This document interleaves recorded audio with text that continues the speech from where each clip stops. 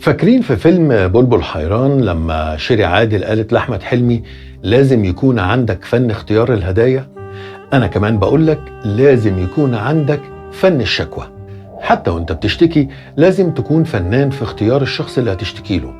أنا عارف إنك مخنوق ومتضايق وعايز تفضفض وتشيل الحمل اللي طابق على قلبك، بس ما تنساش إن حجم الندم اللي ممكن تحس بيه بعد الشكوى للشخص الغلط أكبر بكتير من هم الشكوى نفسها، لأن الشكوى للشخص الغلط مصيبة وممكن توديك في داهية، واحتمال أول واحد تخسره في حياتك هو نفسه اللي اشتكيت له، لأن لو الشخص الغلط هيبقى أول واحد يعايرك بشكوتك.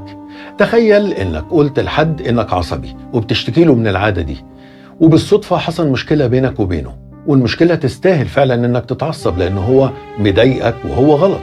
فلما تيجي تتعصب هيقولك إيه؟ لا ما تتعصبش، أنت مزودها، تناسي إنك اشتكيت لي إن أنت أساسا عصبي. وده مثل بسيط على حكايات كتير ممكن تحصل. اللي عايز أقوله لك إن خلي عندك فن اختيار الشخص اللي هتشتكي له، لأنك بجد لو اخترت غلط هتندم ندم كبير. هذه رسالة موجهة